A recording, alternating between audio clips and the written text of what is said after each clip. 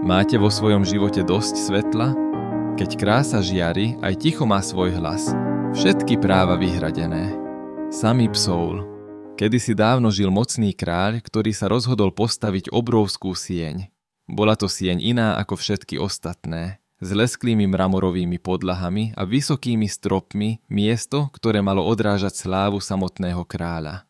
Dve zo stien vyplnil bujnými zelenými stromami, ktoré sa zdali siahať až k nebu. Ostatné dve steny však chcel vyzdobiť nádhernými malbami. Kráľ vydal nariadenie. Pozve umelcov, aby sa uchádzali o prácu, ale za jedinej prísnej podmienky, ak sa mu ich dielo nebude páčiť, budú tvrdo potrestaní. To mnohých umelcov vystrašilo, hoci odmena bola lákavá. Nakoniec jeden umelec, zúfalý po peniazoch, odvážne požiadal o možnosť.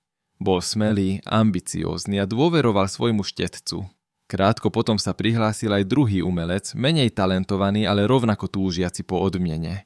Ten, hoci menej zručný, nosil v srdci tichú nádej, že ho šťastie môže sprevádzať. Obaja začali svoju prácu v veľkom paláci. Prvý umelec pracoval neúnavne, vložil do maľby celé srdce. Vytvoril žiarivý majstrovský kúsok plný kvetov, farieb a života.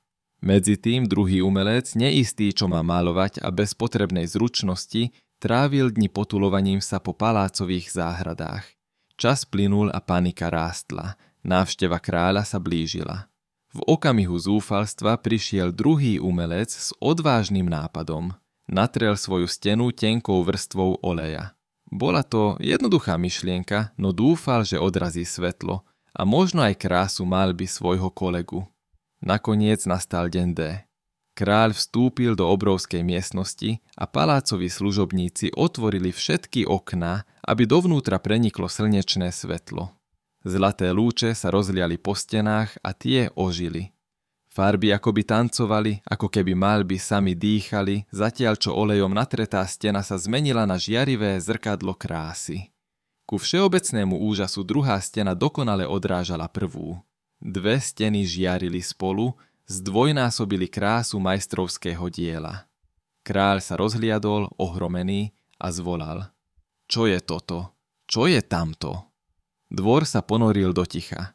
Dokonca aj vtáky vonku stíchli, všetci čakali na kráľovský verdikt. Obaja umelci sa triasli, vystrašení, že kráľ bude nespokojný, najmä ten, ktorý jednoducho natrel stenu olejom. A potom náhle kráľ zatlieskal a obrátil sa k umelcom. Povedal prvému: Urobil si nádhernú prácu, tvoja maľba je úžasná. A druhému sa usmial a povedal: Aj ty si urobil dobre. Si skutočný priateľ, natrel si stenu olejom, aby si odrážal a ocenil krásu práce svojho kolegu.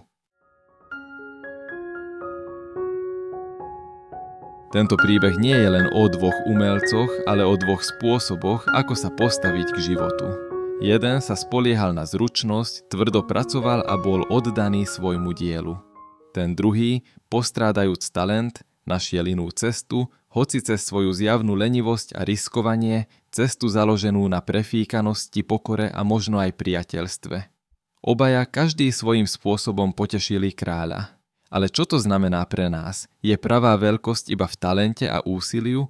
Alebo môže byť umením aj múdrosť, schopnosť odrážať svetlo a oceňovať krásu druhých?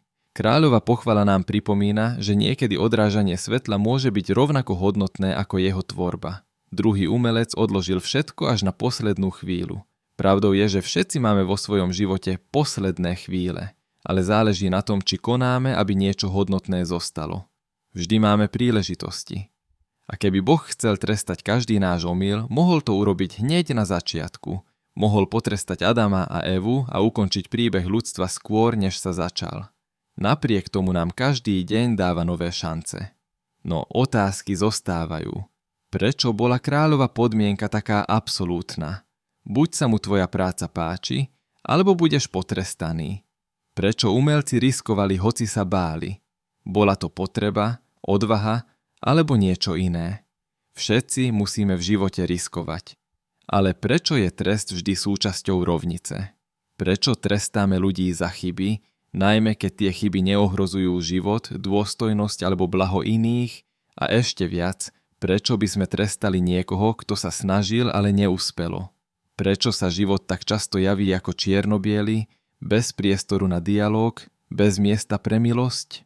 Ak by ste stáli pred tou stenou života, nie lesklou, nie ľahkou, nie jasnou, aj keby ste boli talentovaní, aj keby ste mali zručnosť a skúsenosti, dovolili by ste niekomu stáť vedľa vás a odhaliť svetlo, ktoré ste zabudli, že v sebe máte?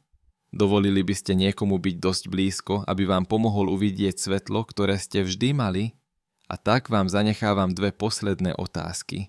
Ktorým z dvoch umelcov by ste boli vy? A ktorú stenu svojho života práve maľujete? Možno nakoniec nejde o steny, ktoré zdobíme, ale o svetlo, ktoré im dovolíme prepúšťať.